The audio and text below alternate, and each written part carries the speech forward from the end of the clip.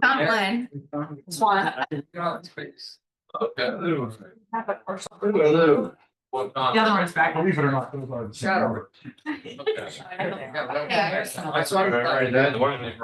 Yeah. It was breaking news. I think been approved to be open. What's wrong? It was breaking news. They have been approved to open. Oh, did they break the news? Yeah. Well, They are open as of right now. that's a good thing, and I thought something was up because I saw them. No landscaping. emphasis, yeah. So please notify your staff that inside emergency room is open, but they are not accepting ambulances or accepting dire emergencies. Thank you. So tell them to continue on to the. There's what I have. So I don't think there should be, I have what you have, but I'm also gonna get my very well. I'll try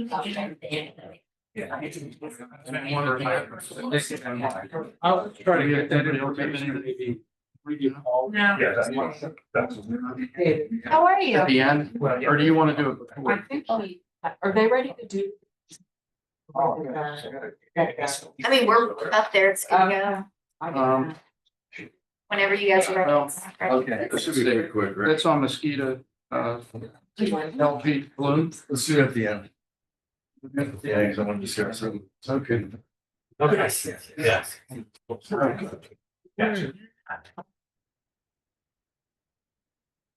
For you? Okay. Okay, let's open the meeting. Madam Clerk, roll. Hey, Lisa Denunzio, Blair Clerk. Mr. Malloy, Here. Mr. Bernard. Here. Mr. Hernandez. Here. Okay, so the first thing that I'd like to do, and the reasoning for the commissioners being a little bit late, we have good news. Trumbull Memorial Hospital is open, at least the emergency center. And they're limited staff, the hospital commissioners, we've been there, it's clean.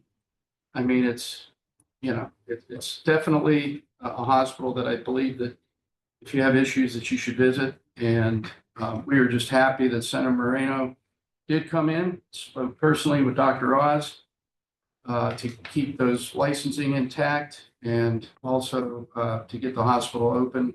Commissioners, and on behalf of the mayor and all the commissioners who worked hard on this, it's good news. But I just wanted to bring that out first. Agenda item 1. To dispense reading of the minutes of the workshop dated October 7th and the regular meeting dated October 8th. 2, to approve bills. 3, Ohio Revised Code 570414. This is the auditor and transfer of monies to the sanitary engineer. Did you want to speak on behalf of the next ones, Martha? Well, you have, it looks like you have exactly what I have. Okay, So, I mean, if there's questions, I'll be glad to try to Okay. answer them, but you have what I okay, okay. on those. Okay, 4, to approve additional appropriations submitted by the county auditor. As listed here. 5, approve the transfer of appropriations as submitted by the auditor. Listed departments. Commissioners, any questions?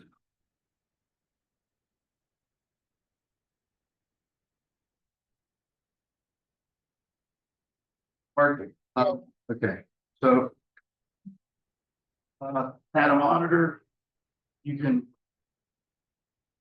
take the lead and while we're on your. I appreciate it. Quick question for Gary, just on the transfer, because it came up in an email. When we cut trees down, are those people screened in advance, like the people that lay pipes and do the excavating, or they get pre-approved to do business with the county? Are they the same process for the people that cut the trees? I sent out, quotes. They get 3 or 4 places. Then we go. On each instance or each Yes, project? Yes. Okay. It came up in an email. Someone asked about the tree cutting, how we picked, who cut the trees down. So, Okay, and it's a request for quote. Gotcha, thank you. Martha, you're a Trumbull County Auditor, I do appreciate your comment. Very. So what's happened is that due to a possible fuel leak, strong smell of fumes in the cab of the truck, and the check engine light, being on, we need to have the weights and measures, turned into vehicle maintenance to be checked. When they raised the vehicle up to check for a leak, they found a critical safety issue with the frame that per Christopher Smith from the vehicle maintenance was cause for removal from the road because it's no longer safe. The frame is rotted through the driver's side behind the fuel tank. Just so you understand why we need a truck for this, we utilize the truck for several of our mandated services. And while we don't require as large a truck as we currently have, a truck is necessary for the work. For the sealing of gas pumps, we need to haul several items necessitating at least a small truck. These include 28-inch traffic cones. So we take those to all the fuel point checks to mark off working and pour off areas that we do. We have stainless steel fuel provers, which are containers used to measure the fuel. They're 32 inches high and at the widest point about a foot across. They must be transported by someone delicately as they cannot be used if they get dented or cracked. We use a garden cart with bungee cords to keep those in place. For larger, medium to medium format scales like animal, like what we did at the fair, dairy feed, feed pack, manufacturing, shipping, and propane bulk purchase scales, we need the truck to haul 20 50-pound cube weights. Those weights cannot be stacked in transit. This truck is a necessity that we have to replace. We've done some research. We think that we can get a suitable used truck for less than $25,000. I spoke with Bob Mariano from Sanitary about their process and plan to use that with his assistance. Also, in speaking with Bob, I also believe that we can get more at the auction for the truck than through the town. So we would like to do that just because we think that would be a better deal. So what I'd like today from you guys is from the board is your permission to begin both the process to locate a suitable truck and to sell the old truck on the. Well, you can't drive a truck with a broken frame. So, Absolutely. first, I got a question on it. If it's unsafe for us to drive, why would we auction it and give it to the public that someone's gonna be driving? No, our it's town? for parts. For parts, and we would make sure that when we sold it, it would be even that. We feel like we can get more for it through gov deals. We just want to do our best to mitigate the damage and to the general fund by doing. That's again in consultation with Bob Mariano, who has a lot more experience in this than I do. They do a lot of truck buys through Sanitary, and they've done the same thing. They've actually sold something that had a frame issue.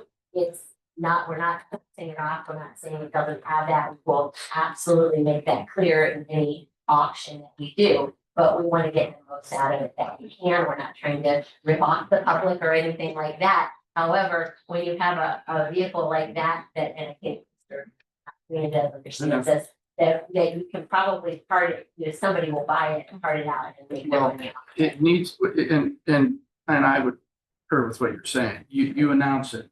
If you run it at an auction, you announce, rusty frame. Yeah. But frames can be welded, not for us, for others that would want that truck, they do weld frames. So But we- depending on how severe it is. And we know that people have done that. Right. Right, So and that's, the truck we're looking for, is it a 3/4? Is this 3/4 ton truck or 1 ton, or is it just a half ton? I'm not sure on that. I'm sure off the top of my head, but it's larger than what we know that. Oh. We have looked at, one of the things that we looked at was a smaller Silverado. We have to have a cab.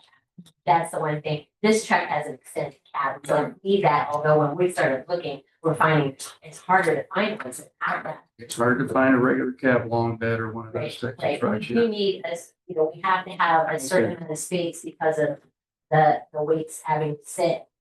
And it has to be suitable enough to carry. Yeah, ultimately, it'd be nice to have a regular cab long bed so that you can Yeah, put that's everything in the kind of what bed, we're looking because you for, don't but need. It's harder to find. Yeah. We're finding that.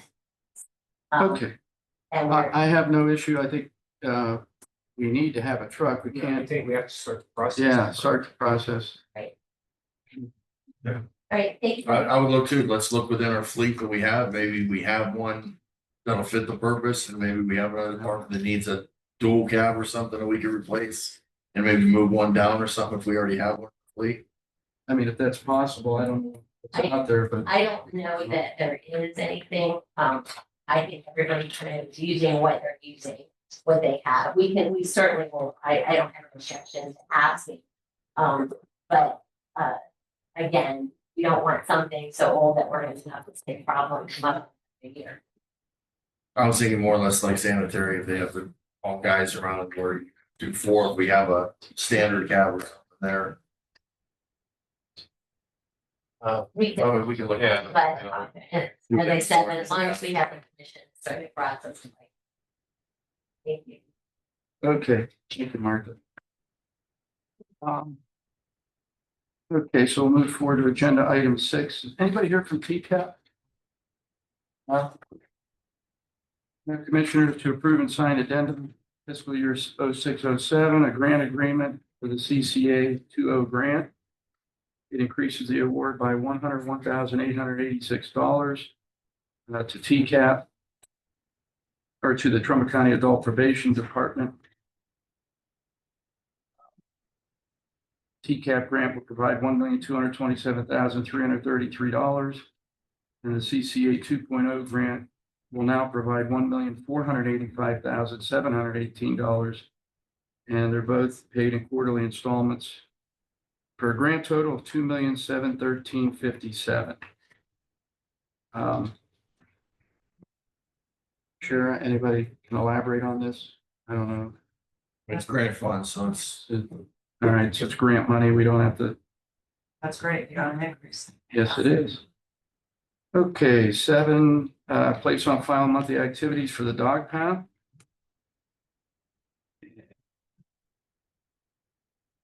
Casey's here. Casey.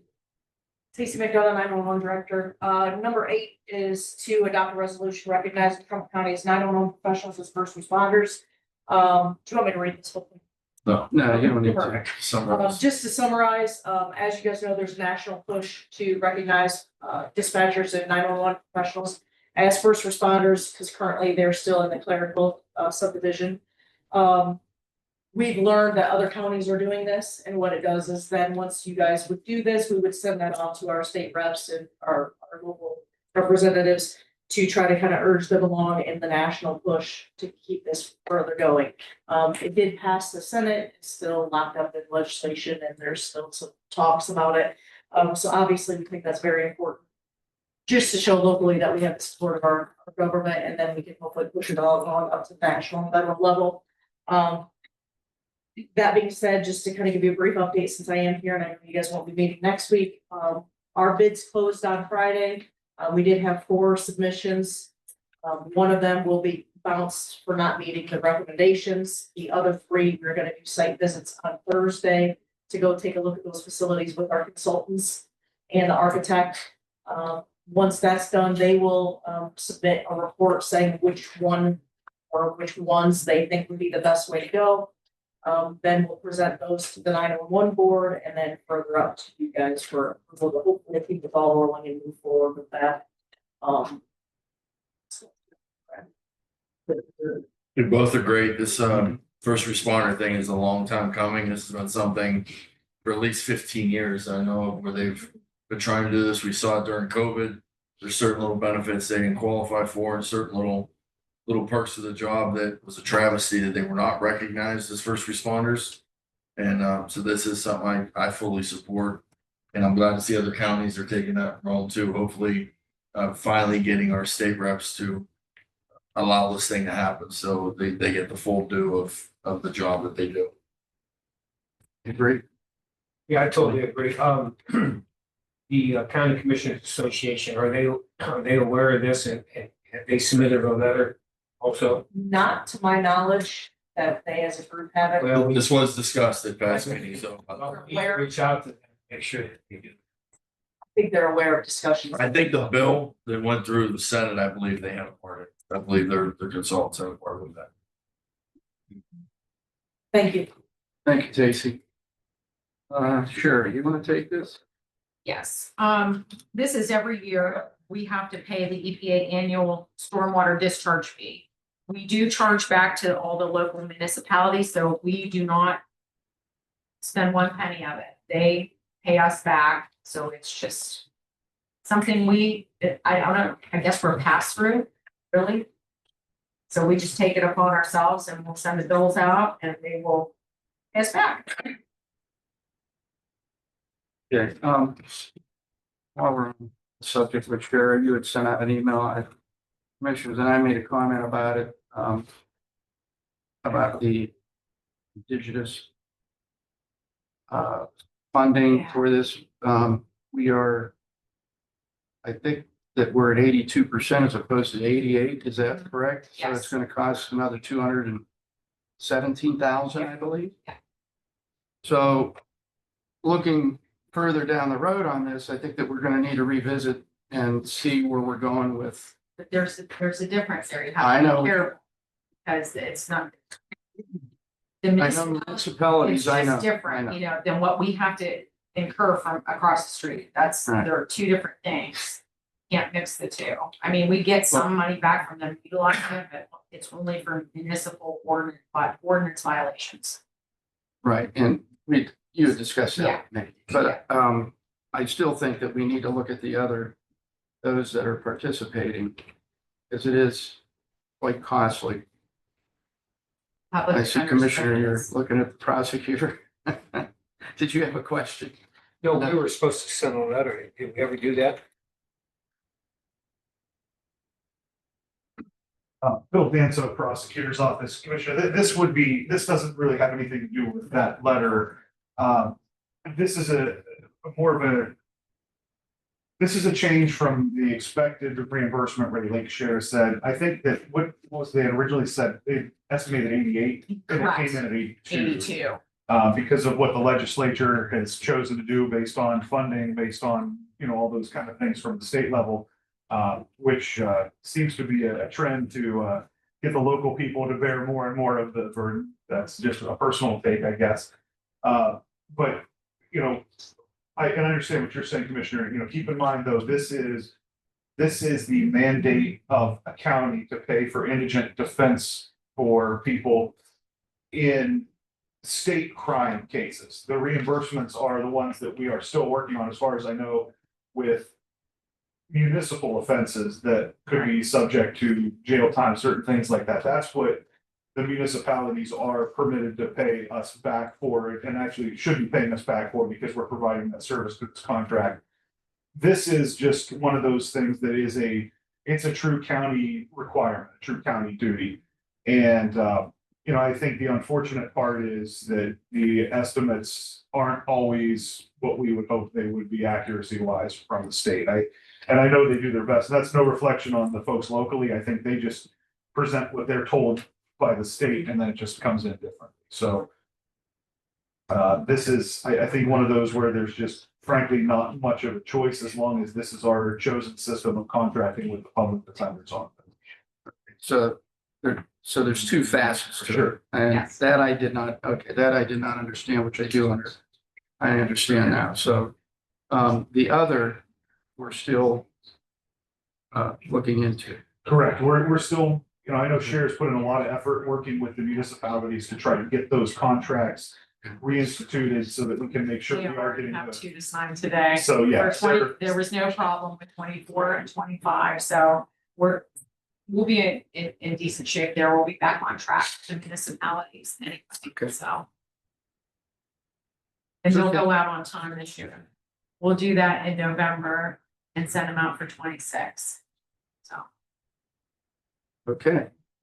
That answered that. Thank you. We'll move on to 10. And this is having to do, Commissioners, with Shepherd of the Valley. They visit us for us to adopt a resolution authorizing county to approve the issuance of hospital facilities revenue bonds of the city of Salem, Ohio, and authorize other actions and documents in connection with the issuance of such bonds. So this was when we discontinued the Shepherd of the Valley when they had visited us, and we suggested they go to Columbiana County, Salem. Any questions on that? We all knew about that. this goes along with the temporary hearing. Smart. Okay. Yes, right. Okay, is Gary Schaefer here? Oh, you're here. Even better yet. Whatever. What's the honor? No, you guys are the honor. Great. You wanna, Yeah, I'll take it. So first I'd like to introduce a couple people here in the audience. One of them is Doug Solito. Doug? Doug is my part-time labor relations consultant. His full-time job, go ahead, what's your full-time job, Doug? You want to start with? Staff rep for the House Civil Service and. Hey, Doug, if Be you the could president. stand, mention your name, give us your name. Currently city council at large for Niles, gonna be president council running unopposed, so. Congratulations. I've been staff rep for the House Civil Service employee for 30 years. So.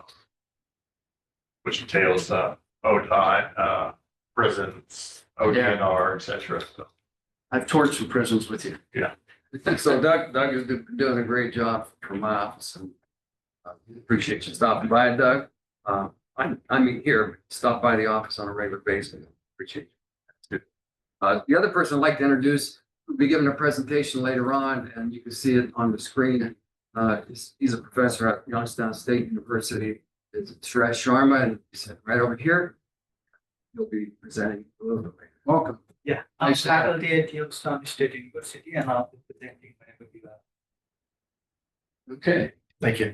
Great. So number 11 is a special hauling permit for job trucking, standard permit. Number 12 is a fleet permit for the excavating. Standard permit 13, fleet permit for Ohio Firewood Brothers. I don't do a standard permit. 14 is right-of-way permits for Charter Spectrum to install some fiber optics. And also on that, under 14 is a gentleman who wants to install some 15-inch pipe, 30-foot pipe. Right. And that completes what we have on the agenda. President, It's an honor to have you speak for peace today. I usually have more to say, but today it's going to be short. It's good. It's all good, Dave. Mr. Chairman, I have a question for the county engineer. Yeah. On Mines Road, Yes, okay, that's a state project, correct? that's a TID project with the state. There's TID funds in that project, and it's a county-state project jointly because it's on a state route and a county road. So could you briefly just tell us what you're gonna do there? Sure.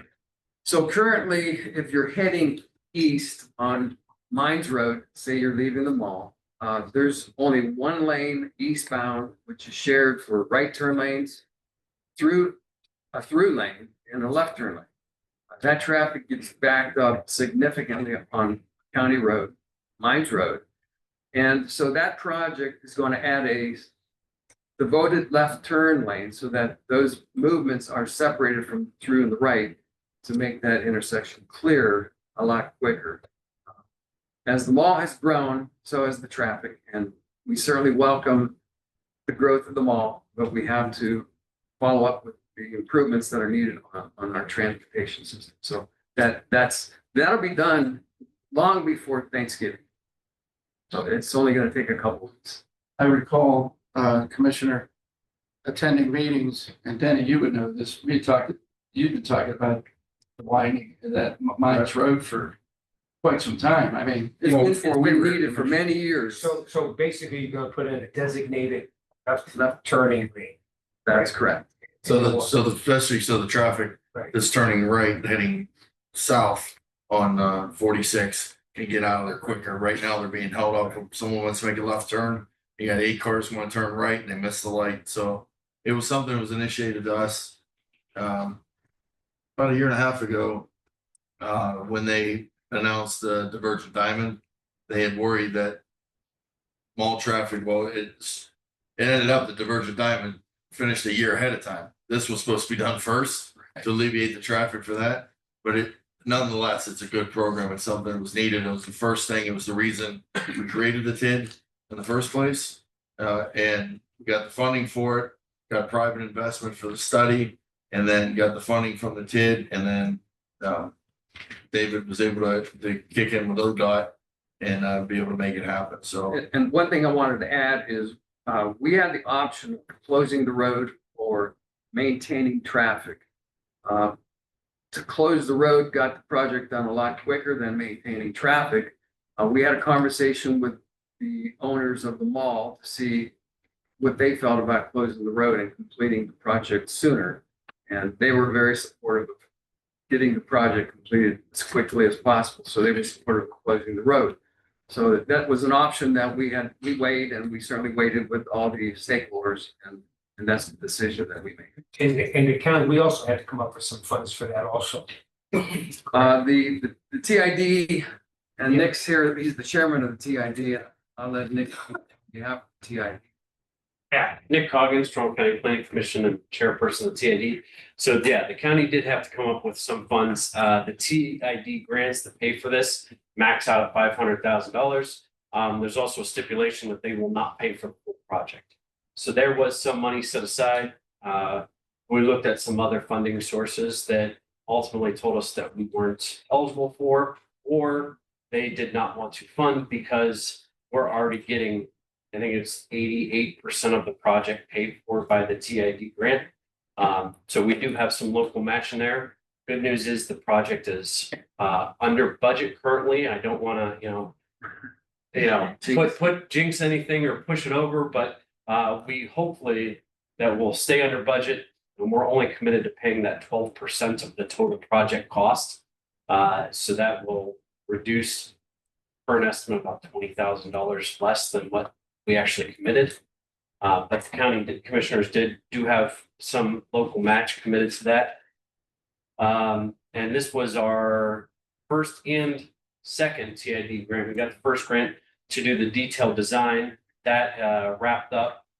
And then we got the second grant for $500,000 to do this implementation. And as engineer Christopher said, this project is going to be done well before Thanksgiving. That's, and closing the road was very helpful to do that, because we had to maintain that road being open. You'd have to work on one side, direct traffic, close the other side, direct traffic, and would have extended that a lot longer. Closing that just small section of road was very helpful to expedite that project. I think was this the project we gave 94,000 to? We're supposed to get it back? Yes. And are we getting that 94,000? That's what we were denied the eligibility for certain grants, and we were told that the other funds couldn't be put in because we have to have some local match. So we are not going to get all 94 back. We will be reducing that cost by, like I said, about 20,000. What's the total cost of the project? The total cost of the project right now is sitting at $570,000.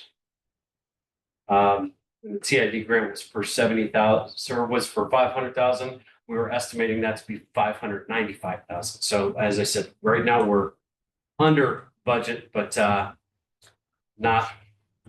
Anything can happen. Yeah, anything can happen. I don't want to jinx it. Let's get through the project first and see what we can. But yeah. Thank you for asking that, Tony. Well, there's been a lot. Yeah, there's been a lot going on. That's why We cleared it up. clarify it right now. On that subject, how's the Virgin Diamond? I've been through it several times, and to me, it seems like it's working pretty well. Does it? Yes, Because I know you were a little. I was a little concerned Yeah. about the merges, and some of, the older folks, maybe my age or older, they're not very good at merging, but it's not bad. I actually like it. I mean, I expected it to do well, but I think it's doing Was there good. any accidents that we know of? I don't know. I have not heard. There were not. Stacy, can you check on that? Maybe we can text it. I I was interested in knowing that too. Yeah, because if you follow the signs, you follow the lights, you don't blow a red light, you should be fine. You blow a red light, you don't follow the signs, there could be catastrophe. Of course, that's in any case. I understand, but especially with the new Yeah, setup, the people, when they're getting into it, need to look for the signs and follow it, right. not just follow the car in front of them. They need to use their heads when they get through there until they understand it. Watch the other person, because you don't know if they're familiar with it yet. So you want to watch the other drivers as well as the signs and the signals. Yeah. I have one more question for the engineer. Holland Corners. What are they supposed to start that? And what's that gonna detail? That's an ODOT project. I saw him working on it the other day, Yeah, 2 days ago. Well, but you, what are they? I would be, give you up-to-date information. And I said, in order to give you accurate information, what I would like to do is get that information and then email. That's gonna be the next. Yeah, that's gonna be the next hang up. Gary, did we move the water line yet? They moved that for us. Well, there's a lot of work going on out there. But has it been moved already? So they've already started that or No, not? no. I saw them working the other day. They were digging the road up in front of BP, across the BP and get go.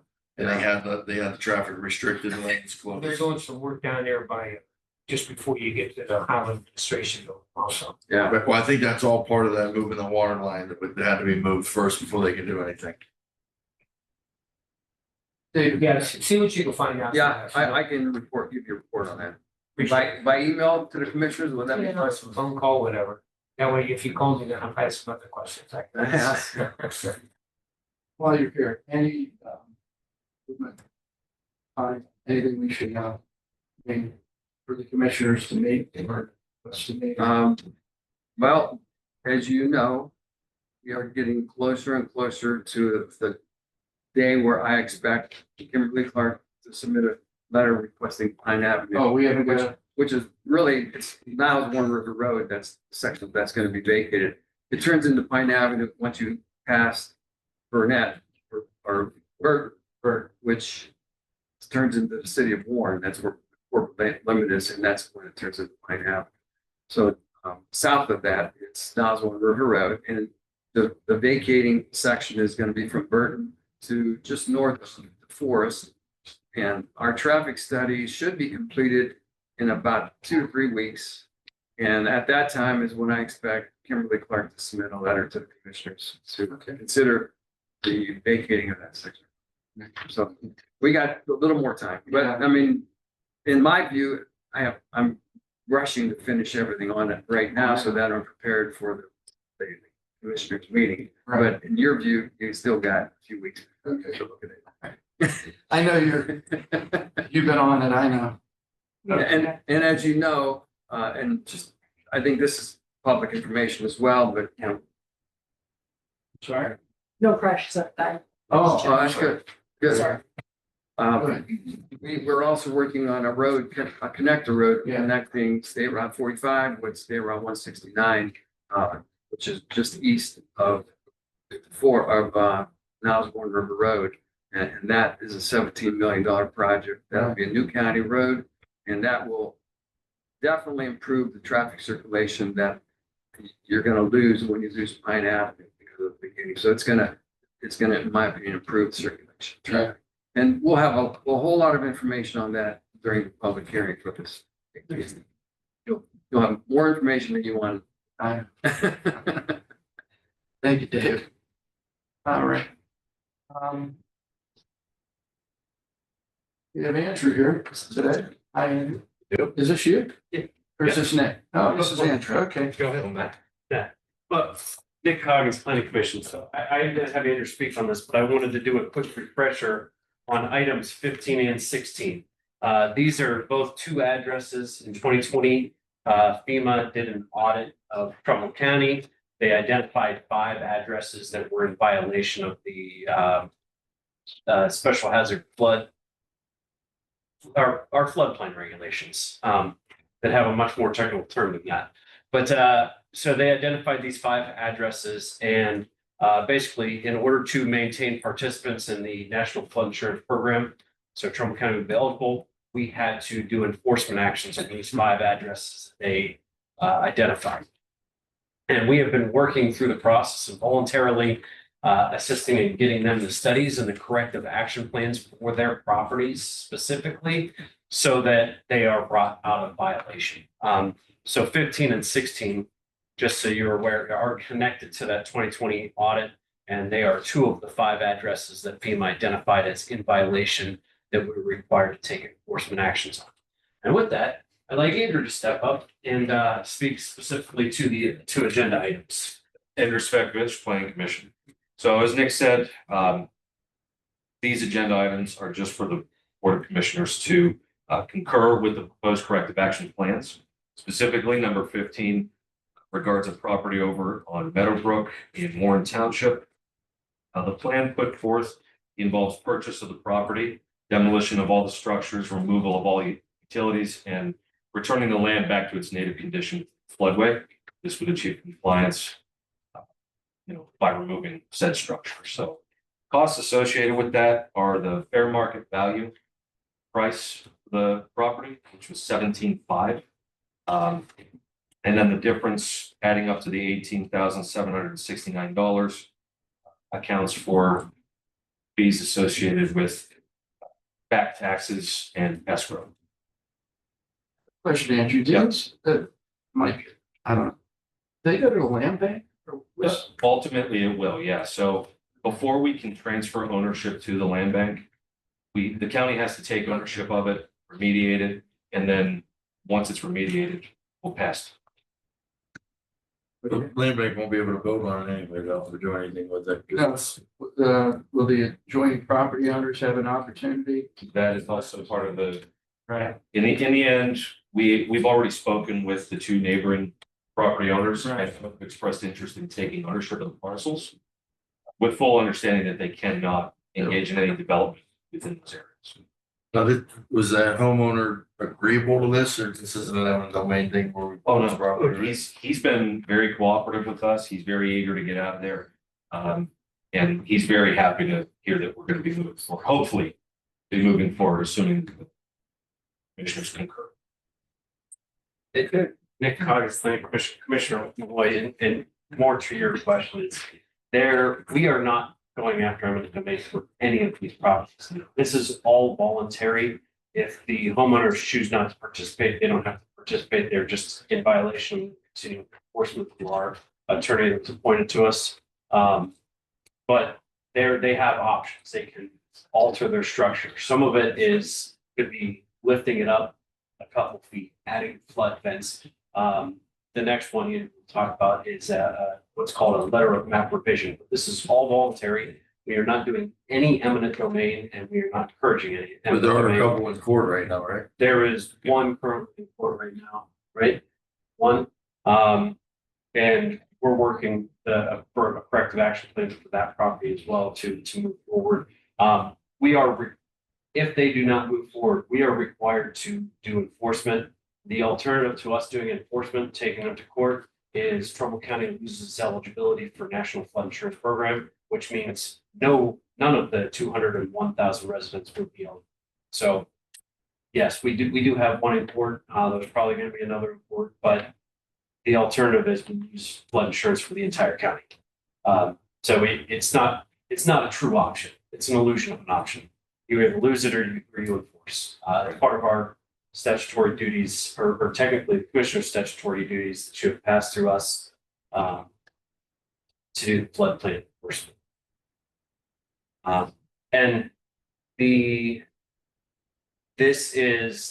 two projects, the studies and the voluntary corrective action plans that we are assisting with is one of your ARPA projects that was approved by the previous board, and we're helping, and it's helping fund that. So that $18,000 associated with the cost of item 15 is an ARPA. Okay. Any other questions on that? Good. Item 16, very similar. So this corrective action plan is less physical in nature. In this case, we were able to submit the data, or we're going to submit the data that MS Consultants gathered, which shows that the floodplain boundaries are actually a little bit smaller than what we had previously understood. The end result being that the property owners are completely removed from the flood hazard, which is ideal. So this will involve submitting an application to FEMA to have those maps officially changed. And then once that goes through, they'll no longer be in violation. They're not in the flood hazard. Good. Straightforward. Just to have you on board today. Thank you. Okay, Carrie, sanitary. All right, Gary Newbrow, sanitary engineer, commissioners, our state road water regionalization project is nearing the end of the construction phase. We have installed all the curb boxes that, people have requested along the route of the project. There were, I forgot my spreadsheet, but somewhere around 100 curb boxes were set. We informed them at the public hearing back in, I think it was May of 2024. That the fee for having a curb box installed for their property was $650. I sent out the letters last week letting them know that it is now time to pay the $650. Once it's built, once they pay, they can finance it under real estate taxes. It's the same rate as the loan, which is 0% for 30 years. And I've learned from previous blueprint project that we require this resolution in order for the auditor to be able to put this on their real estate taxes. Well, I have a question. If Yes, that ma'am. property tax repeal goes down next year and this is on their real estate tax, then what happens to this? Commissioner, that's a good question. I don't, you mentioned to me before, the special assessments and those sort of things may also be eliminated by this, action by the state. Or And I- taxpayers with it? Yeah, and I just, I'm at a loss. Well, my question is there another option? Because if this goes on and that gets passed, then we're gonna lose the revenue for this. From what I understand, Sheriff Taylor, Commissioner's Office, from what I understand, if property taxes would be repealed, the special assessments, those will all still continue, all of that, because the person signed on for it, all the levies would still. That's You not what maintain- that's not what I heard, though. And that's just scuttlebutt.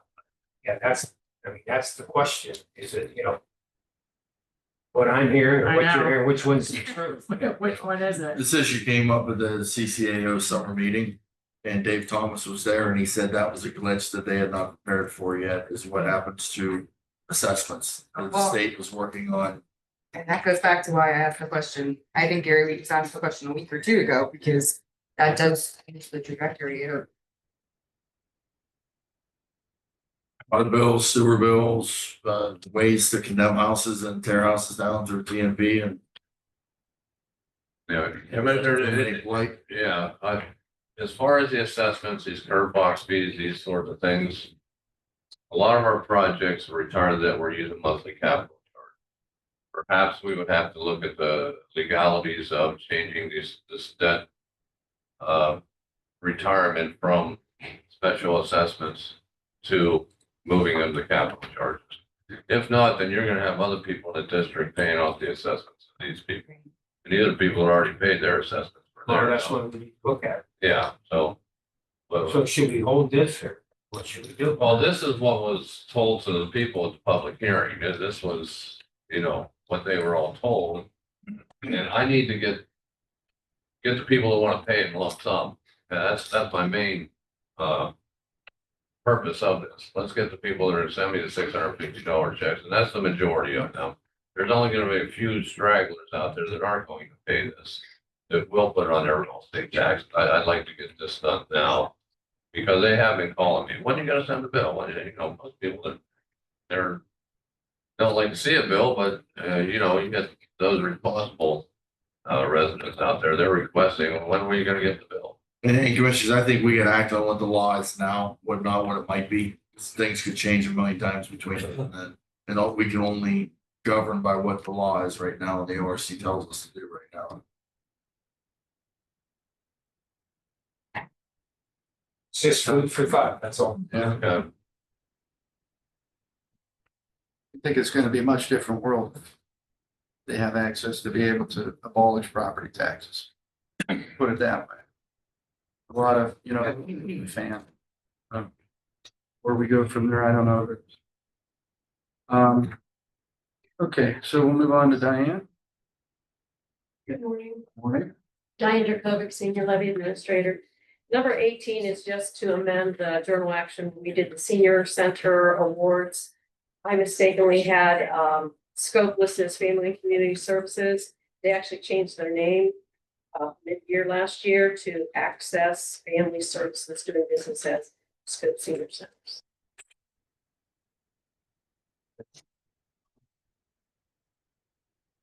Any more movement on, do we have any idea what's going on with this So at the situation? 0 hour Friday, I got the response from Bill from the prosecutor's office looking into our contract legalities. And at the end of his email, he advised that I contact the Ohio Department of Aging as well as the Ohio Department of Health. This is not an easy, they're definitely don't have a license and therefore they don't qualify.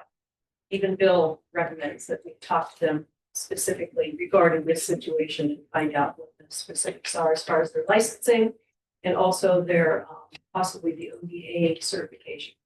We're not talking personal care, this is just a homemaker service.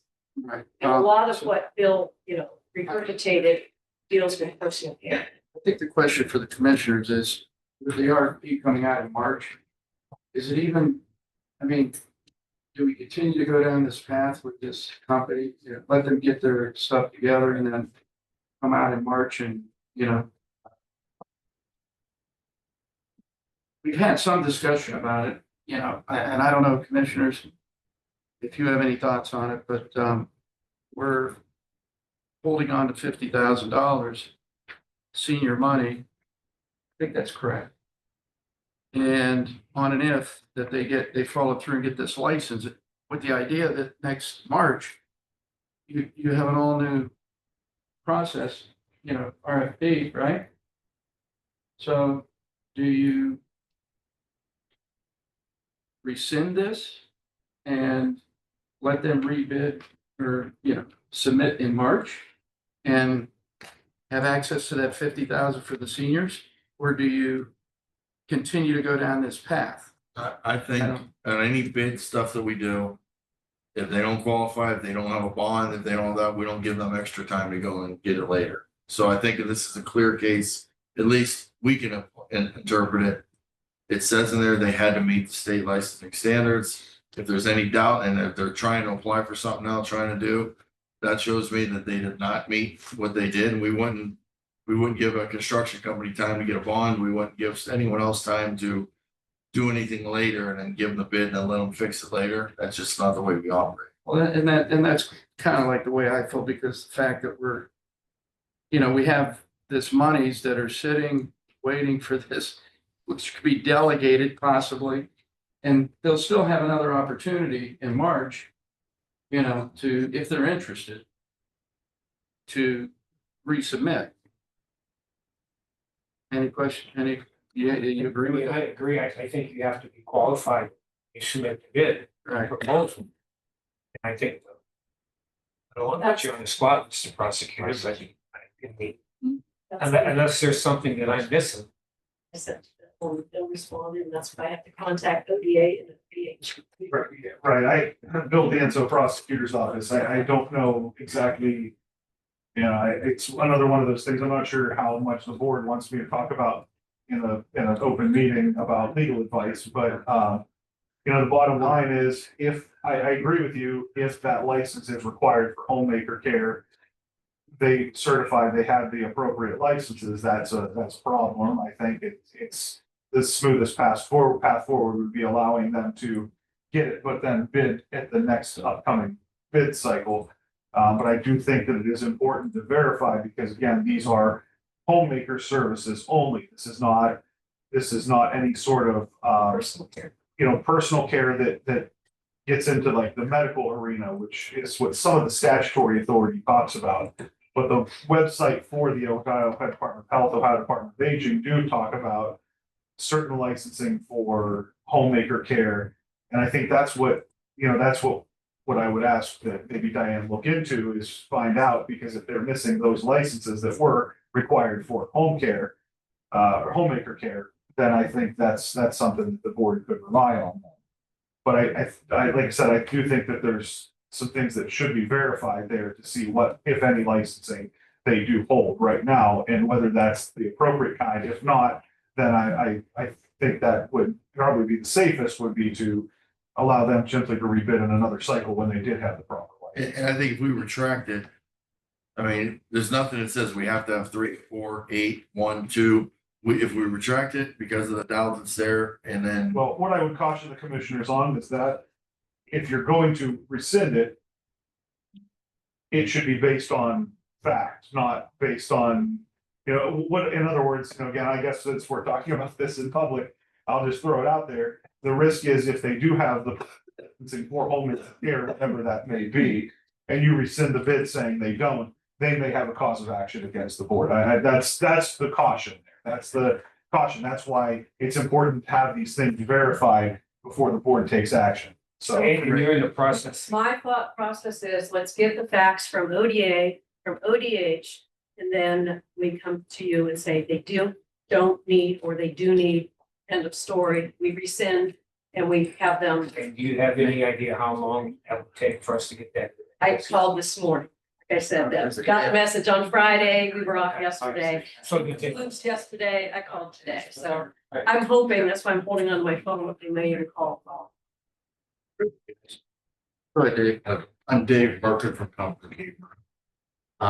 One, they are not certified. I have checked it. There is a list of certified providers. They are not on. Two, I have had a conversation with the director of provider relations. If they apply for it, the least amount of time it can take to get approval is 2 to 3 months. And that's if they do everything exactly the way it's required. Nothing is questioned, sent back to them, and so on. So I think what you're saying here is if they get the certification, and I'm sure you'll check it, not take my word, but I know that they don't have. If they get it, then let them apply in March. But they applied at a time when they really, that it was requiring certification. They didn't have it. They don't meet the requirements. Therefore, they shouldn't be given any funds at this point in time. And right now, I think the last meeting it was said, well, we'll wait till they get their certification and give them money. Well, those funds started October 1st. We're already doing our share. 2 to 3 more months was almost taking you closer to March anyways. So let's get these funds, let's get these seniors taken care of, because we know there's a 300 whatever person waiting list. So I just don't see, and I agree with what you're saying, if they're not certified, but I know they're not, and I can. Well, the one thing, just, again, because it's now, I guess, all out in the open, that I think that commissioners should look at, and I think that what maybe Mr. Merkin is talking about too, is that a lot of these statutes that govern licensure, the statutes themselves that govern licensure for personal care apply to home health agencies. The home health agencies have a very specific statutory definition. That may not include certain very limited scope companies. Now, again, this, I really do, and I'm not sure that, I think this is where we need that guidance from ODA and ODH, because there's also administrative requirements that by statute, the ODA and ODH are permitted to set up in the administrative code and in their own rules and regulations. So I think that's where we've got to firm up what have they created rule-wise that might encompass a company that's maybe not providing the terminology escapes me, Homemaker versus. non-medical home. In-home. Yeah, non-medical in-home care versus strictly homemaker versus medical in-home care. There's a lot of different categories. And again, the statutes are relatively basic in their wording, but then when you get to the sort of magic words of it, it says, and the ODH is entitled to and required to make rules and regulations that govern all this. Well, that's where the uncertainty comes in, because I don't have access, or frankly, the expertise in all of the specific agency rules at the ODH and ODA that I think we need to get some guidance. And again, going back to, if they're not licensed, I think that there is a path where we just say, well, you weren't licensed, at the time you submitted the paperwork. You said you did have the licenses. We just, with all due respect, maybe come back and try again later. But I think we need to cross those Ts and dot those Is with those agencies to at least get the board the information that it needs to make that decision correctly once and for all. Yeah, so I guess what it is, it's a time. It's a waiting game. I don't know how long they take to do that, to answer that question. But the To sooner the answer my better. question, whether they call me back this afternoon or call me back tomorrow, Yeah, so you should know something possible. waiting on a return phone call, yes. Okay, well, as long as we're on it. Hi, Dawn.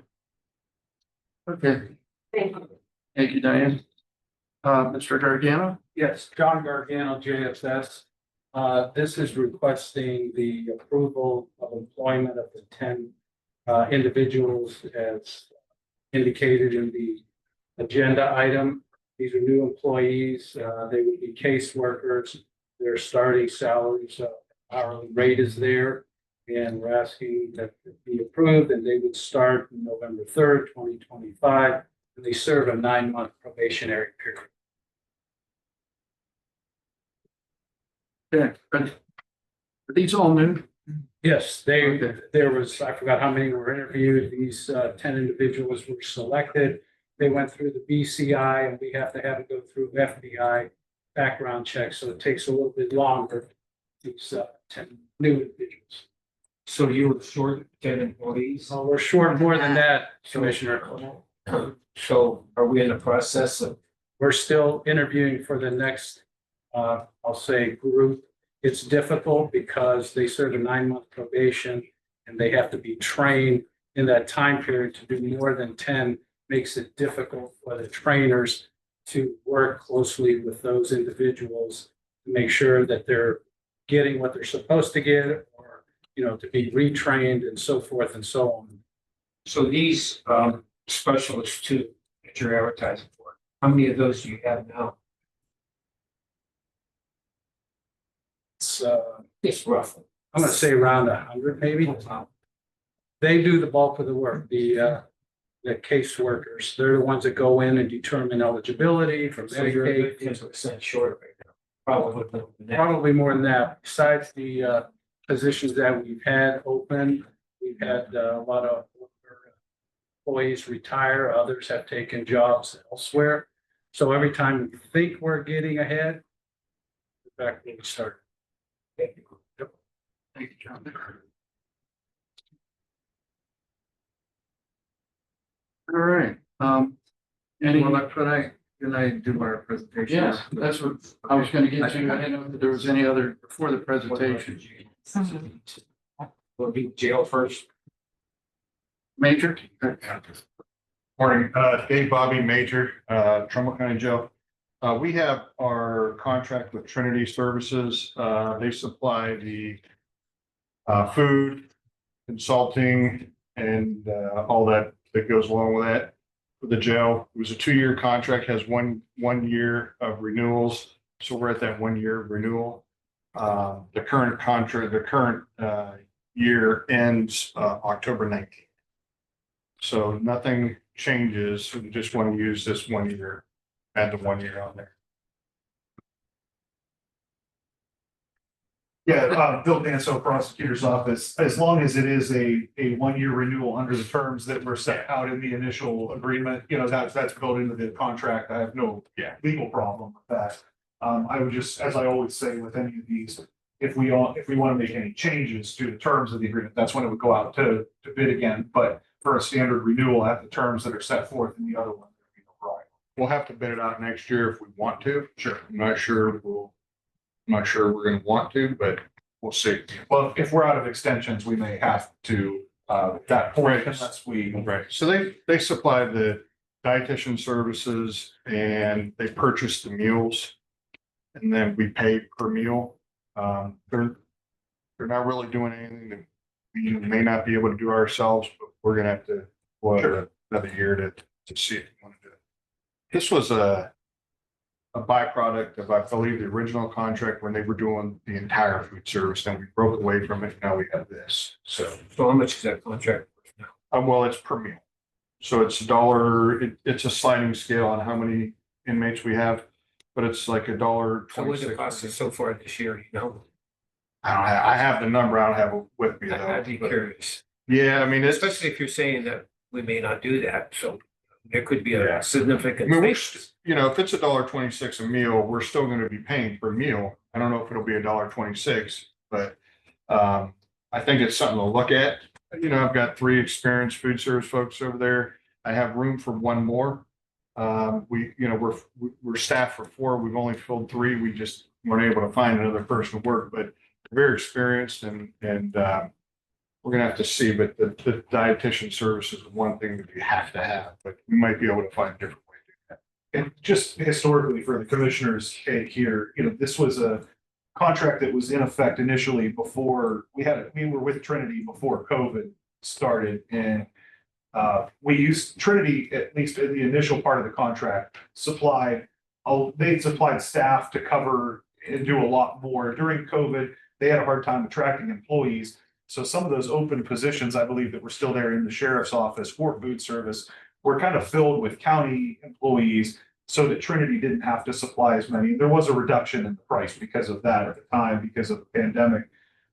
So now I think that, that what you're hearing here is this is kind of that thought process, again, the crossroads of do we want more contracted services or do we want to run this more ourselves? And that's absolutely something that as they get through maybe this next year on this renewal, they'll have a better idea. They've been helpful. I mean, they've been a good partner. Trinity is it's part of Keefe Group. So Keefe runs our commissary and now Trinity is in food service, but it's a pretty big organization. They've been very responsive to anything we've asked them to do too. While we're on the subject of food, so we were, at CCA, we were down in Columbus, and I got to talking to Commissioner, Columbiana Commissioner, and he said something like they farm out this food service, and it was like the cost factor was so much less. I don't know if did you talk to who's the commissioner? Alec. Commissioner Alec. Yeah, Alec. He said that they do something different with their jail where they farm out this food service and the per meal went from considerable. I'd have to ask them who they use, but we're already in contract for a year, but it's maybe something to consider down the road. If there's a considerable saving and if it's the same quality. Most correctional facilities now contract. I don't know of any that really don't, to be honest with you. Yeah. Now, so we have we do have a contract. So the only difference is we have 3 full-time county employees that are working in food service where most places don't have any. It's completely run by, I think DRC is using Aramark and the private prison uses Trinity. So there's, most of them just run completely private. Yeah. But it is true, Rick, they're all contracted out. What's that, Doug? They're all are contracted out. Yeah. Okay, thank you, Major. Okay. While you're here, in lieu of the email we got after last week's meeting that the doctor does want to renew for next year, are we still wasting the time to go out to bid and give people tours for something a year from now? Or are we scrapping that? We already did the tour. Okay. So I already did the tour. I think for planning purposes, I think it's gonna be good to know what we can expect to pay next year when we have to do this. And I don't know what the bids are gonna be. I think all the work has been done, I guess, at this point. We've done everything that we other than opening the envelopes when they come in. Right, but it doesn't that, what I worry about, these people are gonna give bids, which we're not gonna accept any of them because it's not up until next year, and the bids will change over the next year prices. So the next year, everybody, including our current doctor, is gonna know what the bid level is, and he can raise his 500,000, maybe be under. So I guess the decision is going to be when we get the bids in, if they're less than what we're paying now, are we going to consider that?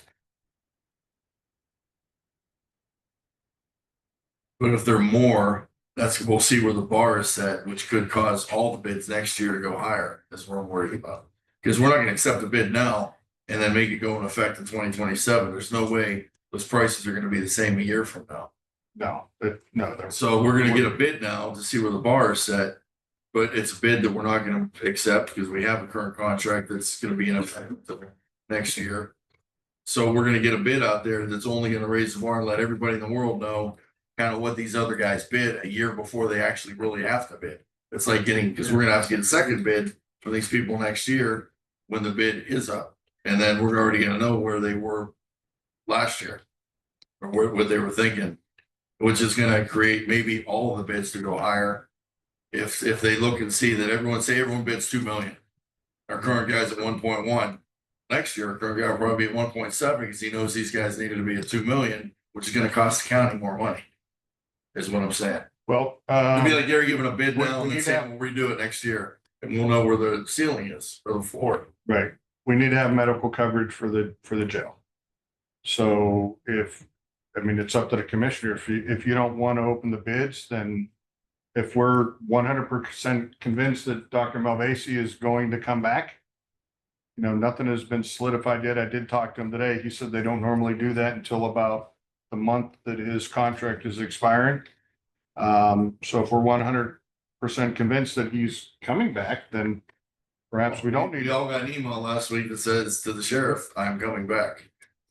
You got the email too, I believe, through the sheriff. We got it. The clerk got it. I know the contract's not signed yet, but I don't know what until it's signed, if that could change or why would we? I just worry about next year then we're paying more because everybody knows where the floor is now, including the current.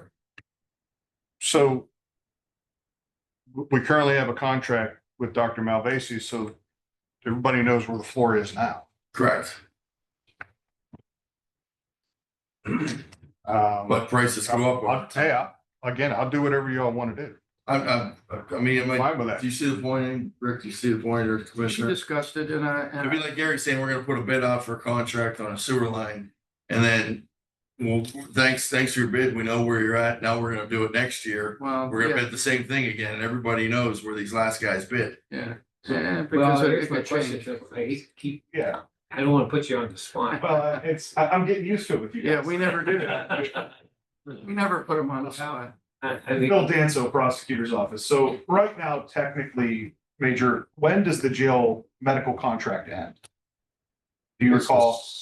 It's December 9th. I know it's coming up sometime, sometime early. Exactly, yep.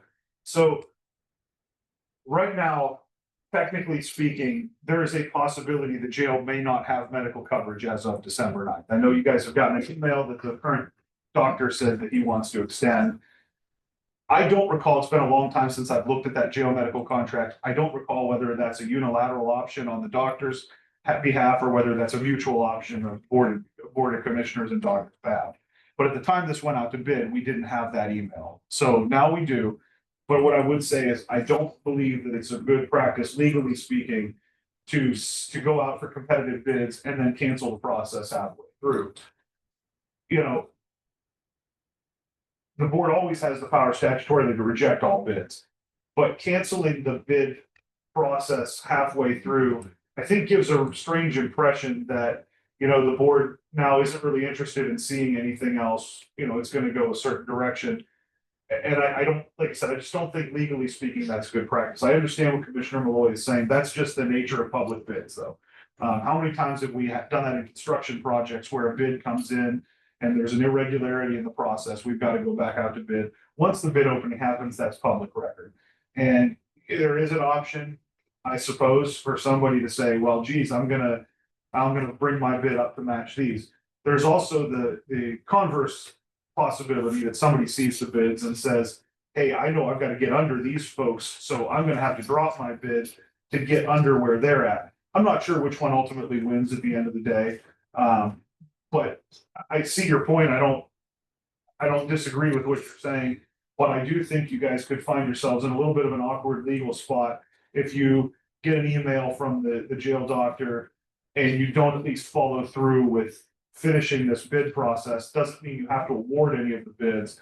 And maybe you don't want to after you see the responses. Maybe you're going to decide you just want to stick with the known factor in the current doctor. But I think it's better practice to let that process play out. That's my take on it at this point. And like Major Bobby said, the fact is, the majority of this work has been done. The advertising cost has been undertaken. The tour, the pre-bid conference has gone on.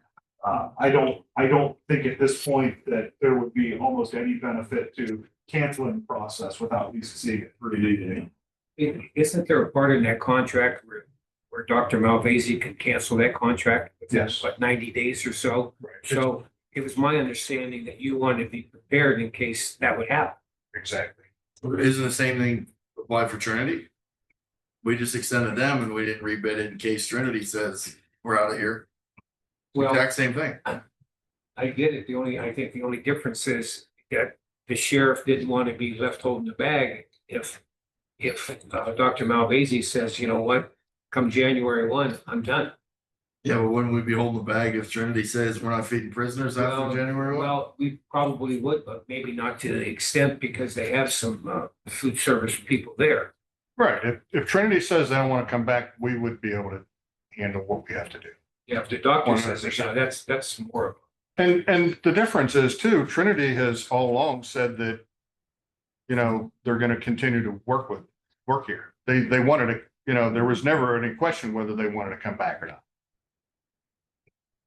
Where my conversations with Dr. Malvasi were maybe mixed, hot and cold, whether he wanted to come back right from the beginning, right from the very first meeting. Did not want to come back last year, but was convinced to come back.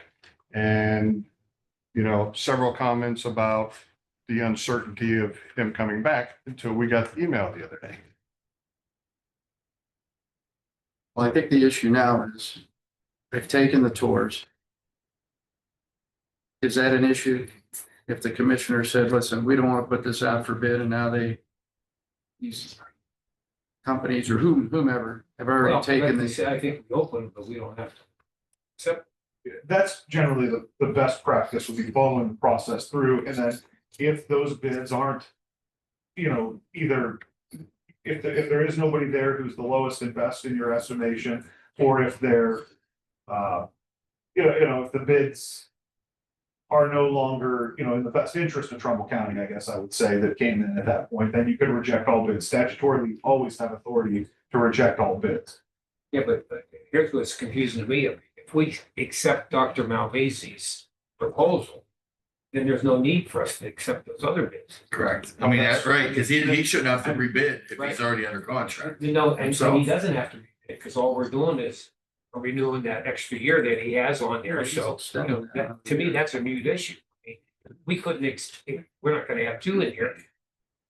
So if we take Dr. Malvasi, then the other one, I mean, those contracts, they could come in wherever they want to come in, but we're already in the. I see the point. At least we'd know what it would cost for the future. Well, I think that's some of the. I think it would be sheriff's- downfall I think for those they companies. wanted to know where they're at too, in case something would happen.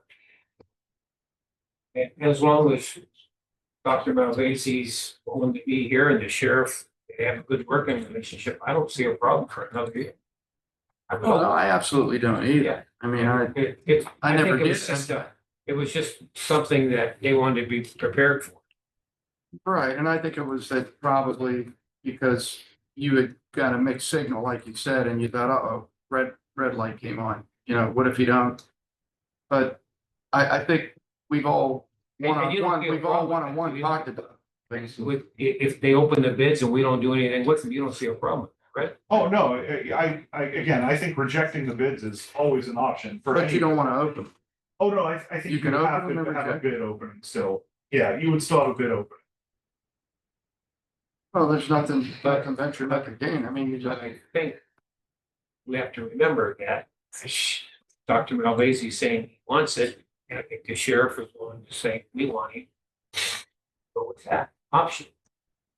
And Just renewing, still. just renewing the contract. for another It just seems like a lot of waste of time Yeah, and labor probably, to do this for no maybe, reason.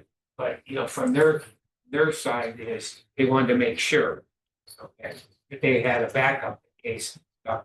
Malvasi said, you want it. Yeah. Where do you want to go from here? Open the We don't bid. do anything, yeah, we just wait and see what happens. This is just We may not get like any. Dr. Yeah, Mel. yeah, we approved Dr. Malvasi's one-year Right. contract. You know, And he I- sent a letter saying he wanted to do it. I Bill don't think- Danso, prosecutors on, that's actually a point. I think last time this went out for bid, I think that we only had one response, if I remember correctly, did. which was the present doctor. So Yeah. that's a possibility this time as well. I don't know for sure, but it's possible. So we're just gonna leave it as is, right? I think the problem coming Follow in is, through, Dr. is if we said, well, okay, we don't want to accept Dr. Malvasi's extension for a year. I'm not sure we're saying that. No. No. Bill, shouldn't that be put on? Is my, I think we're kind of, that's my concern. So You mean for like the commissioners to accept the renewal option? I think Yeah. I think that would be best practice. The question in my mind would be, does the board want to do that once the bid deadline has ended for the bids, or does it want to do that kind of previous to that? I don't know what Dr. Malvasi's timeline is for wanting to hear back from the county on that. I'm not entirely sure who's been the main point of contact on that, but my question would be, again, not trying to read too much into what the board's decision may be someday, but does the board want to wait till those bids are open before it chooses to either reject all bids and accept Dr. Malvasi's renewal or something like that? is there enough time? I think That's the question. that's- I guess that's what I'm. that's what getting at. none of this table can answer except Well, we for, have to December 9th, you said. Is there not enough time to do what? so if you were to continue to leave the bids out, when would they come back and open? There would not be enough time between the That's my bids question. and replacing Dr. Okay, so you don't have an option, is what he's basically telling me. Yeah. That's my whole point, I guess, is what I'm trying to. When's the bid closing, 20th? 28th, well, 2 weeks from today, 28th. And- So if it's out, like Bill said, let it go, let's open it, and we already know we've got a 1-year renewal that Shouldn't he we wants get to that accept. from the sheriff, his recommendation? I mean, that's generally been the way contracts for either Once we food, medical, get and that bad. letter, then we'll act on it. So, the ball's in their court. Yeah, generally, the commissioners have taken the recommendation at least into account of the sheriff. Done that. So as soon as we get a letter from you, then we're ready to act.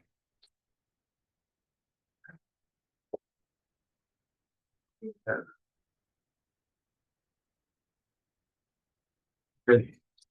Thank you, Major. Dr. Sharma? Well, let me start by introducing Dr. Okay. Sharma. So for probably the last 20 years, I served on a committee at YSU for reaccrediting the university and the civil engineering department. And during that time, I got to meet several great professors, and Dr. Sharma is one of those great professors that I've had the opportunity to work with on that committee. And last week, Dr. Sharma called me and told me about some research that he's interested in doing at Mosquito Lake. And I know how important Mosquito Lake is to Trumbull County, and especially to some of those who use the lake on a frequent basis, like our Commissioner Danny Malloy. And so Dr. Sharma said that he would like to get some stakeholders some support for this research grant that he is working on. And I thought of to get him in here as soon as possible. So I appreciate the opportunity that the commissioners have provided me to allow him to come in and present his what he plans to do, his research study that he plans to do at the lake. So without further ado, you see all the letters behind his name. That's a lot more, you know. It's ridiculous. So without further ado, Dr. Sharma, the floor is yours. All right, good afternoon, everyone. Yeah. Now it's 12:01. So thanks, David, for the opportunity and nice introduction. So it's my pleasure to be here and to make a presentation. I'm not looking for money, just to make it sweet for at the beginning, because every time when I go and present, people are scared that, oh, this guy is coming with an idea. and giving, already we're tied with the budget and so forth. If you give money, I'll take it. But I'm not specifically requesting for the budget and so forth. This idea, this research is to investigate the critical sources and role of internal loadings for harmful algal bloom reduction initiatives of shallow lakes, mosquito as well as bocaya. Now we have already decided to study bocaya lake because there are tons of data and many stakeholders are very enthusiastic to support us. Bocaya Lake has been experiencing algal bloom over the last several years, and they have been trying and making an efforts to identify the cause of the algal bloom and monitoring the sites, collecting the data. And there are tons of data already available. Lots of support are there. Many stakeholders are there. 3 counties, state soil and water conservancy districts are trying or making an effort to reduce the nutrient loading. So a lot of support are there, and we decided to do Bocaya Lake. And I'm going to submit this proposal to Ohio Seabed, which is due on October 23. And their priority is also public water supply. Bocaya Lake is a recreation lake. I thought that, I'm in the Youngstown State University. I can frequently travel here and it's so close. And then this Mosquito Creek Lake, EPA recommended me that why don't you conduct a study in Mosquito Creek Lake? This is the algal bloom we have been, seasonal algal bloom we have been experiencing for the last few years, maybe a couple of years. And also, this is a public water supply reservoir. So that's the title. My slides are pretty not so well organized, and yesterday I just put it there. I was busy in a proposal, did not move out yet. It's provided. Yeah, probably this is the second slide. Yeah, don't worry about that. This will be fine. So motivation, one of the motivation for this study is that we conducted this study in Tappan Lake, which is, and then this is relatively little smaller, but little deeper. And then it's a different lakes also. It has agricultural area, it's just 16%, mostly forested. This is different. So that was also funded by Ohio Sea Grant, and the findings and the research may not simply transfer it. And one of the reasons that we want to conduct this study is that there are tons of study conducted in Lake Erie Basin, which is generally shallow also. But people have a general idea that what is the contribution from the agricultural area and what is the internal loading. That proportion is already known. But in the inland lake, like within the Ohio, this kind of study are very limited. I mean, what is the proportion of internal loading?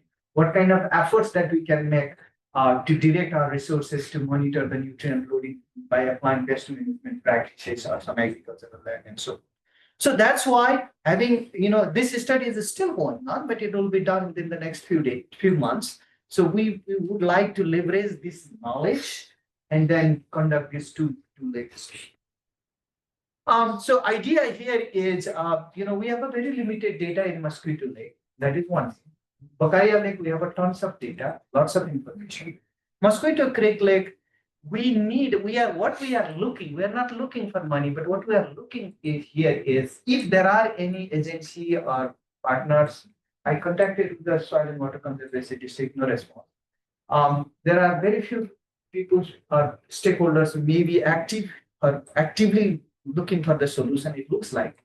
So, so what we are looking for is, if there are some partners or a stakeholder or ODNR or somebody is interested to collect the data in a certain basis, we can provide the equipment, we give the trainings, we have OISI meters, maybe in the summer, if they can help us or some level of support, that would be more important.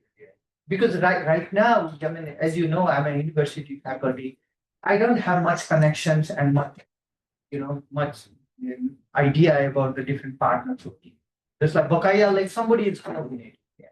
Bocaya Lake for tomorrow is an organization there. He's coordinating and introducing it to different partners who are collecting the data by themselves. So if there are certain partners and stakeholders who are already looking for the solution, and I'm sure this is going to be much beneficial, and there should be some partners and agency who might be very excited to see this kind of results, because EPA is also not doing that one. So we do not have a capability to do a nutrient analysis, but we can do like a dissolved oxygen temperature, chlorophyll, algal bloom, and then develop the model, and based on that find out what are the proportion of the loadings versus where our resources can be directed to monitor to minimize the algal bloom recurrence in the long term. So this is the study area, as you know that I think the forest mainly it's an agricultural area. It's a large lake, though 7,850. You all know that, and it's slightly different than it's completely different than Tapan Lake that we studied, and it's also different than the study that we are going to do in Bakaya Lake. So our plan is to conduct this study if it is funded simultaneously, both Bakaya as well as this one. Japan we did, and then at the end, 3 lakes, 3 different watershed area, 3 different depth of the lake, and 3 different type of the land use practices, and try to generalize, what would be the proportion of the internal loadings and where the stakeholders can direct their resources to minimize the external. So that's all about the. I might have some. Again, this is coming the same thing. So let's go to the next one. It's nothing much different. So this is the Bakaya Lake. I don't need to explain more, and I quickly move here because it's a little different than. It's also like an elongated lake, though. It's a very shallow, smaller. So let's move on to the next one. So the idea is a lot of data are already available, like GIS data, this data, flow data, everything data are available. What we do not have is we do not have a dissolved oxygen temperature chlorophyll, which can be monitored by a small lake. Like earlier I studied, the Muskingum Watershed Conservancy District was giving a boat for us. So sometimes they used to calibrate the equipment. Sometimes they used to collect the data. So a watershed specialist was there, of the Harrison Soil and Water Conservancy District. She used to collect the data and she used to send us, and we developed the model. So that kind of collaboration was going on there. I don't know what's going on here, but in most of the county, they have a soil and water conservation district. They have a watershed specialist. They are extensively engaged in data collection at the local level. So we are looking that type of help, and then the project is to couple the watershed model with the hydrodynamic and water quality model EFDC to evaluate the seasonal and long-term algal bloom depending upon the temperature and the again, this is some things that I put for the Bakaya Lake. We have that many stations. We have all data, and I think I will skip that slide also. So we calibrate and validate the model, and we simulate the temperature, chlorophyll, DOT, total nitrogen, total phosphorus. Model can do that, but we have to have some level of data to calibrate and validate the model. We have few in 2013 and 2014. We have a data from EPA, but not long term. So again, as I said, that we're looking for some partners who can help us to collect the data or some level of support, so that we get excited. Different type of scenario analysis can be done, like what would happen if we do all of treatment irrigation. Stakeholder can do if we apply waste management practices, how we can reduce. If the agricultural area is not contributing that much, if the internal loading is extremely high, perhaps BMP also cannot have such type of scenario analysis, or even climate scenario, which type of temperature, or how the DO stratification occurs. We have found the results in a cold climate in a Tapan Lake also, winter, the temperature goes pretty low, and there is a kind of hypoxia, like anoxia condition of DO 0. So that means there might be some fish kills and so forth. So those kind of analysis can be done there. So yeah, the goal here is to develop the SWOT model in the upland watershed, EFDC model in the lake model, collect some data in the Mosquito Lake, and looking for some partners who might be willing to help us in a different way to collect the data. It doesn't look like anybody is collecting the data. So and I've seen in many places, such a stakeholder and some partner or non-governmental organizations, these and that are very actively engaged for the quantitative lake. I'm just coming here to, if you have any word that you can, or county can do, or soil and water conservation district do, or some other agency can coordinate or collaborate with us, that would be very, very helpful. Again, it's a lake, is our own property, and I know ODNR might be excited too. Seeing this PPA encouraged us. I contacted the US Army Corps if they have a data, and then again, the office is like 1 star. It's a little difficult to get. But certainly somebody, some agency, some stakeholder will be really excited to see this. Then it happen. So, Doctor, educate me on the difference between hydrilla and algal bloom. Hydro.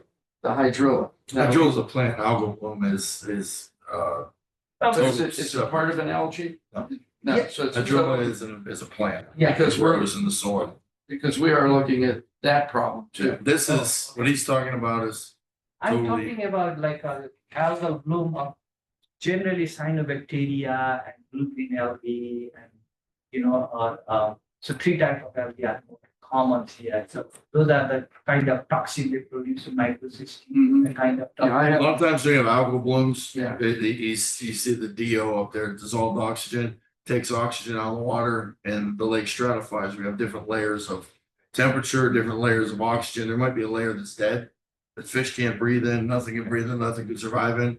We were mandated by the EPA a couple of years ago when we got our 50-year permit from the Corps of Engineers.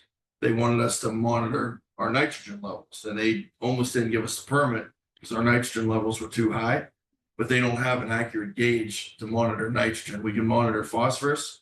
Gary can tell you exactly what we're loading into the lake, but there's no way to tell nitrogen because whenever a farmer rain runs off the crops, nitrogen gets washed into the water. And we know it's coming from farmers. We know it's coming from sewer. We know it's coming from rain runoff. There's many factors that affect the lake. And what wants to do here can help us understand what's causing, where this nitrogen is coming from, where this phosphorus is coming from, which feeds the algae, which causes it to bloom, which there are some algae like red bloom, they call it a red wave in Lake Erie and stuff. It kills everything. If that happens, it kills. Yeah. We also have had issues the last probably 10 years where they issue lake warnings because of high bacteria content from goose feces, things like that, which is also part nitrogen. I heard. So what he wants to do here is brilliant. I mean, this is right up my alley with stuff, as you can tell, but we really don't know. We know there's phosphorus. We know those types of things feed plants, they feed algae, but where it's coming from, we don't know if it's farmers for sure. We don't know if it's sewer lines in Cortland. We don't know if it's Or maybe from internal. from us, from the fairground sewer. There that would be septic system, not sewer. Yeah, lines. that's Septic Yeah, let's system. do septic. Correct. Your sewer lines are in good place. And But also, septic systems, but we do have septic run even from the fairgrounds and from neighborhoods where we have an effluent after we have it in our contained system that we're allowed to dump so much into the lake, the water goes back in. And Gary monitors that stuff with the nitrogen part. We can't really monitor other than the Corps says, we can't tell you where your level is now. We know you can't really contain it, but over the next 10 years, 25 years, 50 years, you need to lower it. And that at least that's what I garnered from the Corps of Engineers meeting when we got the big permit. Yes. and also sometimes what happens is load goes to the lake and then stores deposited the sediment, start resuspending with the internal loading. The organic nitrogen and the organic phosphorus that comes from the agricultural area of soil over the time will get mineralized and decompose and become the source of nitrogen and phosphorus. So internally also it is coming. So, what's the proportion that is internally coming and what's the proportion that is externally coming? If there is very less with the external, then treatment can be on the soil. So I have 2 questions. Number one, what's your time frame of the study? Number 2, are you going to have an end game? Are you going to have in your conclusions how to solve or how to address the algae blooms, whether it be changes in farming or whether it be a technique to treat That's a good question. the water to kill the algae? Yeah, that's a good question. First of all, this proposal I'm submitting as a pre-proposal to the YSC bench. Depending upon the kind of stakeholder and eventually the funding agency will look at how it is connected or with the local agency and partners. What kind of strong collaboration is there? They would like to see that. Like they don't fund just because university want to conduct that study. They want to see that who is going to be utilizing this end product. What kind of collaboration of at the local level or ground, how it is connected, what is the level of emergency and urgency. That is one. There is a possibility that if I do not find a good partner, they might ask me just to do the Buckeye Lake, because that's what they say, because we have a partner there. They are looking, this is like a demand driven. People need that, need restriction. It's not like will. That is one thing. And then if it is funded, it will start in February or March of 2026 and go for 2 years. So complete 2 years at least. So that is the plan. And then, and regarding the, end product or goal or what you would like to do is we probably, because we have a lot of study, right? Buckeye Lake, here, watt model, and aerodynamic. It's a very complex study. We are a two study would be two student would be. It's a very complex study conducting lake as well as what's it and also two locations. It's very complex and within 2 years time. So we may probably, we already did that. What kind of waste management practices has a capability to reduce how much? So in this phase, first perhaps we just figure out that how much is coming from agricultural land. And then we'll see that, let's say we reduce 50% of that by anything. And we know by waste management practices has a capability of reduction of this much, 30%, 40%. And let's say we reduce 50% by applying some sort of fertilizer reduction or cover crop or it's filter strip or grass water or whatever. Then what would be the is there still going to be algae? There is going to be any. So that kind of analysis we might gladly do that. Like for example, in a forested area, we may not have any capacity to reduce that. We need to accept whatever comes from there. But where we can reduce versus how much it would be the reduction in the future. That kind of analysis. All right, then, you just made me think of a third question, and this is to the group. So it sounds like you need some stakeholders to assist Absolutely. with doing some of the Sampling. Yeah. And you need a boat, like, Yes. like you've seen in the video. Yes. Or PowerPoint, Exactly. and some people who would work for nothing. Right. Because there's no money in it, in the research funding for paying these people, is there? Are you looking for free labor? We can probably like if the peoples are actually willing to do that, we can do that too. I mean, we can put some budget for them. That is possible. I mean, we already yeah, that is possible. I mean, it's again, it depends upon the the enthusiasm, support later. Now I'm having a hard time even to get the support letter at this point of time. Yeah. None of the agency are Well, coming ahead and then, hey, go ahead and do that. Then you Doc, we do have a, Maplewood High School has a land lab where they do go out and they test in wetlands. They have a professor or a teacher there that gets them involved in natural resources. This is something we right up the alley for the students to do. Yeah, Not only them, but TCTC, yeah. Lakeview High School, which is on the lake. They've got a big interest in the health of the lake. What we don't have right now is a baseline of what's in the lake as far as the algal blooms, what's causing it all. And if we ever have any type of development on the lake, I mean, he may find through a study, our nitrogen levels are through the roof, which may give us more credence to go to our congressman to get money for sewer lines to stop the septic. We find out that's the septic tanks that are causing the nitrogen loading and the different algal blooms.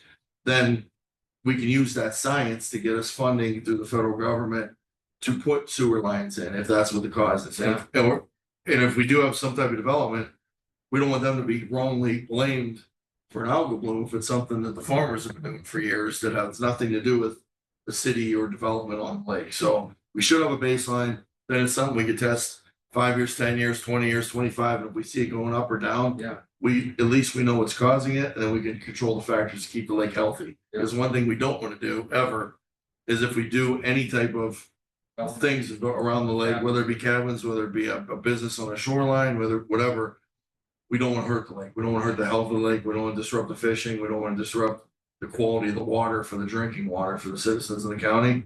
But to do that, we need a baseline study like he has, what he's proposing, to see where we are now. Then we can see where we are then, and hopefully he can identify factors that are causing bad stuff. Yeah. We can fix those factors, then monitor it down the road as we go forward. Does the city of Warren ever Yeah, do that's any water something that testing? after on I the lake? communicated with you, I did not come, I contacted to the Amy for the soil and water conservancy districts and she did not respond twice and then I stopped. I think you can get more response now that you have the commissioners. If the commissioners would show support, I think you can get a lot of stakeholders that. Yeah, I will have do the a, things you need. yeah, I will need a support letter in a full proposal phase if it is supported in a pre-proposal phase. I mean, if they approve it or encourage it. And there is a possibility they encourage because it's a public water supply.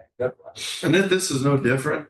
Then you're not gonna build a road without a traffic study. Right. He's not gonna put a sewer line in without a hearing and talking to the residents and a study. Yeah. If we should, the second largest lake in the state, it's a valuable resource. It's our water supply, which is the most basic essence of life. To not have a study on it is irresponsible on our part for the last 100 years. Yeah. Since they built the lake, 80 years since they built the lake. So I commend you for doing this, and I think it will be well received through not only ODNR, but the Corps of Engineers. I mean, there are ODNR water specialists. There's a whole scientific community of limnology, study of water science, and that's something that we have a whole water department within ODNR and resources section that can get engaged with them and help with. Dr. Johnson or Bill Johnson wants to expand natural resources in the YSU's curriculum. We've had talks about that, and this may be a foot in the door also to get more eyeballs on our resources that we have here in the county. That is absolutely true. So please help me to get connected with these partners and if you have any just keeping me in loop also, I can directly contact them. But what happened is, just like I mentioned, another lake I contacted and then I connected with different people. Here I'm getting disconnected somehow. I'm not being able to. I contacted EPA and they were encouraging us, but there is no one even actually to support our research, or there is no one even writing a letter that if you, conduct this study, this would be helpful for us. At least somebody should say that, this research is helpful for us. Helpful. Yeah. When in the other area, he said, as soon as he put the word out, they all flocked to him, saying, we'll do this. What do you need from us? He's getting jumping roadblocks. Warren City Water Department deals with this every day. I'm sure we need to hook you up with them directly first. Amy, of course, you said soil and water. Yeah. Even our EPA director is from Youngstown. Yeah. So I'm sure we can get moving on that. So how could we get this ball rolling? I mean, a commissioner resolution would be one great opportunity. We could take that resolution to City of Warren, we could take it to all these other agencies. We either you give me the list of the potential people who might be interested, or you can just email those, here Dr. Sharma presented, will be interested to interact with him further. I mean, that will also be helpful. If some email goes, he came and presented about the, potential solution. We've been working on a soil study that was initiated by our travel and tourism division. And they've just turned it over to our grant writers, the Section 22 study with the Corps of Engineers. We've also put in for $500,000 earmark to do sewer line and septic study on the south end of the lake. We've already got the players of all those things that have been engaged. We had just had the mosquito coalition with more than 70 people involved that cared about Mosquito Lake. We have that mailing list, an email list that we can provide you very easily. Okay, that's perfect. I mean, have you met Nick Coggins, by the way? Oh, Nick is the assistant director of our planning commission, and he's a great resource for a lot. See that? I knew he was taking notes. For a lot of contacts. Okay. Well, we also need to engage the township. Sure. Yes. And Cortland. Mecca. Woodland, City of Warren, that whole coalition thing we did in the last 2 years about Mosquito Lake, that's 70 names and we need to engage all of them. And, this affects the whole county. I mean, every facet of the county that gets drinking water or recreates or, it's an economic, Beth, we just got an award the other day. Our tourism brought over $80 million to the county last year in tourism. Wow. A lot of that was because of Mosquito Lake. So we have double that. We have 1.5 million visitors to the lake. The lake's not healthy. We get algal blooms and it's not safe to swim. Yeah. Or it affects the fish, causes a hypoxic situation, or it could be detrimental in the future. And the lake is getting shallower and shallower. It's silting over. It's changing, and that's going to create a bigger density of toxins and chemical and, nitrogen, phosphorus is gonna be exacerbated as you get shallower. The deeper, dilution, the solution of pollution, as it gets shallower, as the lake is doing over the years, it's gonna cause the problems to go higher. Well, the Army Corps owns the lake, correct? Yeah, but the And recreation rights of And the they lease it to the state. yes. Right. So is there any contact with the Army Corps at all? Have you had any contact with it? I did, and then the response will come probably after a month. It's not surprising. I mean, that's their protocol, they have to move here and there. That's how they operate, but they respond anyway. They will respond. I think if they know that we're behind it, they'll respond. Tappan Lake and Buckeye Lake are both recreation managed by the Right. state as Mosquito is, so it shouldn't be a I problem. mean, should we contact our congressmen and Yeah. senators on that? Yeah. Also, to get them on with it, and then even our state reps. There- more people we get behind this, I think the better off it is for. Right. So even the funding opportunity will be higher if some stakeholder are interested. Say Mhm. that it's beneficial for Yeah. us. It should come from the ground. They don't support unless, there is some Yeah. waste issues or urgency. They will look at it, how much people will get benefited. They will look at it later. Anyway, I contacted to ODNR also, the state site office, and then he said like, we'll contact here and there. Who was that? Contact. Maybe he just stayed in the exactly the office that is right there in the lake, I guess. Oh, Yeah. that's the Army Corps. They have that office there at the dam. Yeah. That's an ODNR staff. Yeah, ODNR. Yeah, ODNR. I didn't contact the Warren and Portland engineers. I mean, I know you, so I contacted you and yeah, so if we spread the words or if you send me some possible links and some possible contact, I will direct an email. We'll see.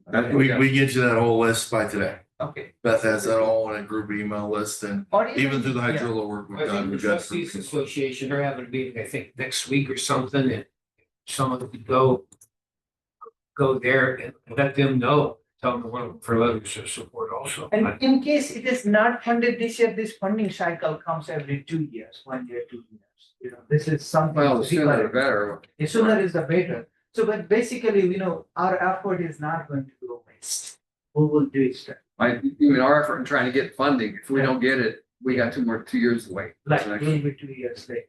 So that's the case. And in some cases, if you do to somebody, if you just write an email, probably people will be more responsive to you. Yeah, that's, yeah.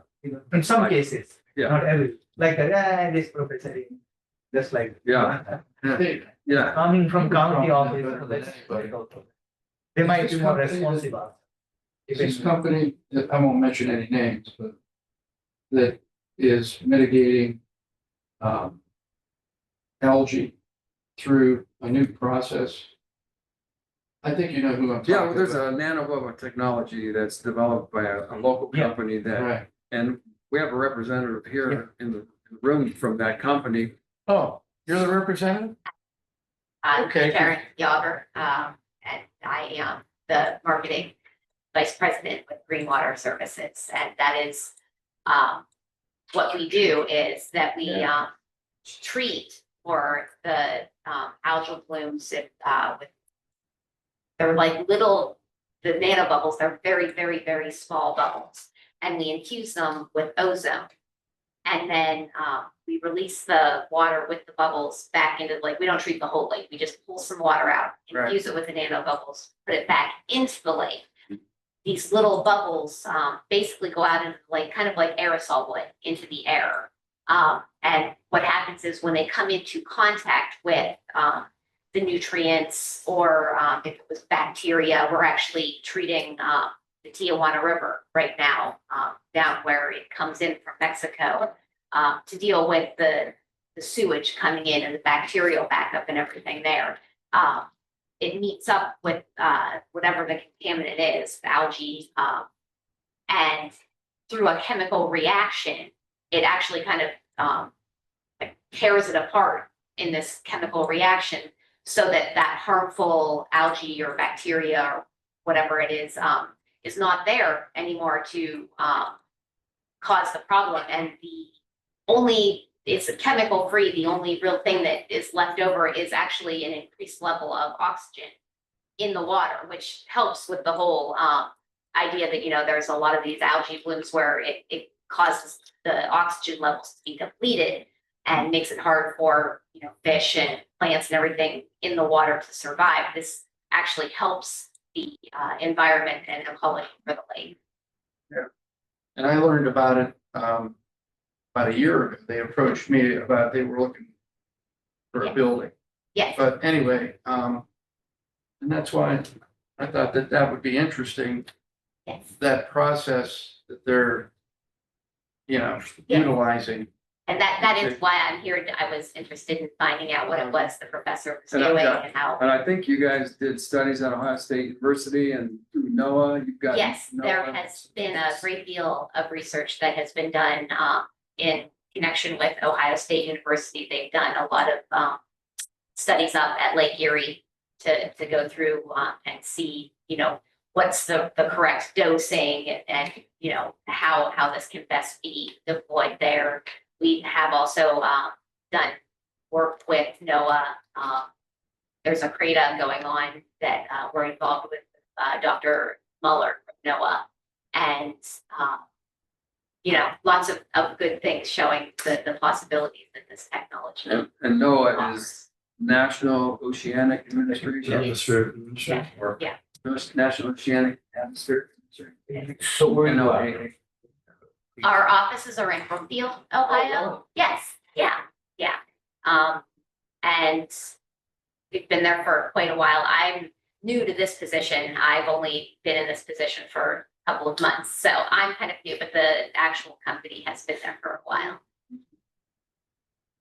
So I mean, when we go back to, you know, what you find, there may be some part of the solution that is, you know, preventing some of the loading, nitrogen and phosphorus loading into the lake, and another part of the solution may be to addressing the algae in the lake with this or some similar type of. Right. And I know years ago, they used to use just oxygen and they used to use just normal bubbles. Mhm. And it was never effective. But with this new technology uses the microscopic bubbles and ozone, which. Yeah, there might be a much more case that, you know, like, just like whenever we become sick, we have to make a surgery also, right? We have to have a treatment. There are some ways of making a sustainable, healthy water state, healthy lakes and healthy ecosystems, long term. That is one. And the second thing is, once it becomes sick, we have to make a treatment. Yeah. You have to have that. And there might be a way that it might be too much futile effort to make a pest management practice too, because you may not be able to use that. Right. Oh, Right. you know, that also becomes very clear. You know, whether you have to make your efforts to do a big DMP application in the agricultural land to do Mhm. loading, or says it's more better to treat it because, Yeah. you know, that's not going to be cheaper also. So currently we don't have much knowledge. How much DOE is there, temperature is there, we see the algal bloom, but what level of, how much fish kill, you know, those kind of information are also not distinct. Right? Data are not there, modeling effort is not there, nothing. Mhm. So study and quantifying the loading from this area, that area, from internally, and then the way we can actually start our mitigations. And that study is very much essential. Right? I think, and I don't want to speak for the commissioners, but I think the idea is, I think we're agreeable that we like to see something like this because we don't have anything like this and why keep putting it off. I even hate to see it put off for 2 years, but if we can try to use, you know, our efforts to get it so that you can start in February of next year, I think we should make every effort to do that. And if we don't get it, well, at least we'll have everything that was submitted for 2 years from then. Right. But No, if we make an effort now, then this is also a further, in case it is not funded, this is also a stay, because it's not going to be waste. I mean, probably with some support, we can study. Our graduate students, sometimes university funded. They have to do thesis, by the way. They have to do thesis. They have to do something. Yeah. We can engage from them also, but we need to look for some funding first. Yeah. And then only we can collect the data. So, yeah, we need to make every efforts to get. If it blooms happen like our letter of support, who would it be written to? Probably Ohio Sea grant. Yeah, to the Ohio State. No, I can give you that format and everything for that. Let's find the stakeholder first, you know. I Well, can why give don't you you the share topic them? later. Share them with Nick Uh-huh. and you work with Beth Do you have a card? and share that so then he can have everybody write it to whomever you're saying that you Right. write to. Yeah, exactly. That is true. Yeah, Something else on your plate there. If Little Tappan Lake can get an Ohio Sea grant stuff for this, the second You know largest lake in the state. My, There's a my, water my source. former boss said, if you want something done, give it to the busiest guy in the room.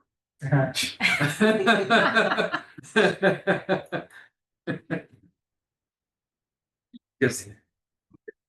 He'll get it done.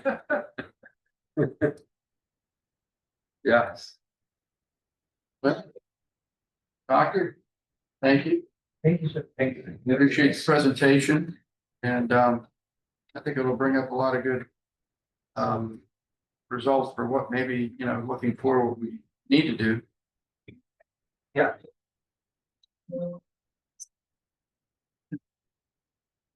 Yeah, let's communicate further. I mean, again, as I said, that it never one simple email if you are interested to have this problem, you know, solved or whatever. If the county offers it to somebody and they quick email, that might be more even effective. Might be more responsive.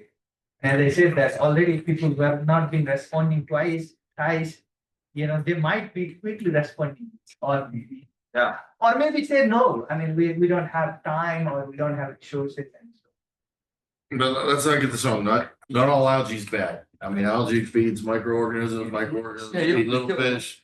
It's all part of the food chain, but there are points when algae becomes bad. And Yes, that is true. That's all part of the food chain, and that's Yeah. all part of the ecosystem, but when it is becoming too much, then that itself becomes a problem. Suresh, I'm going to. Well, we're still live. I was gonna give everyone your email address. I'd be giving it to the world if I say it now. Yeah. Because I have Suresh's email address, so if anybody would like it, so you can send him an email and support it. Well, this is what I was gonna ask, because I know you had mentioned that. I don't, how would you wanna write that? Well, you got a meeting tomorrow. This may be a resolution that you may want to. Do you want to mention that? I believe Professor Sharma said that he has a template. Okay. What we'll do is we'll take that template and customize it to Trumbull County. Normally, there's standard language that needs to be involved. It's addressed to somebody. We'll put in 2 sentences, a paragraph, maybe custom to Trumbull County. I will send that to your clerk, Lisa D'Annunzio Blair, to put on letterhead, and she will provide that to you for your signatures. Make sure you see her before you leave for all signatures, her, Christina, and Amy. Oh, believe me, Don't leave without signing stuff. Wow, that's service. See that? My old former boss was right. He said, if you want something done, give it to the busiest guy in the room. Nick gets it done. And Lisa gets it done. Well, okay, thank you for attending. Thank Pleasure to for- meet you. Very interesting. Is there any further business here? Thank you, Mr. Soletto, for attending today. Congratulations, President of Council Niles. Alex, is there any movement on our executive session from last week? Will that be added for tomorrow? We just got we just got an email. Commissioners, we're gonna need to adjourn the meeting. There's no meeting next week. Yeah, that's what I heard. That's right. Yep, no meeting next week. Right. We're workshop. We'll announce that.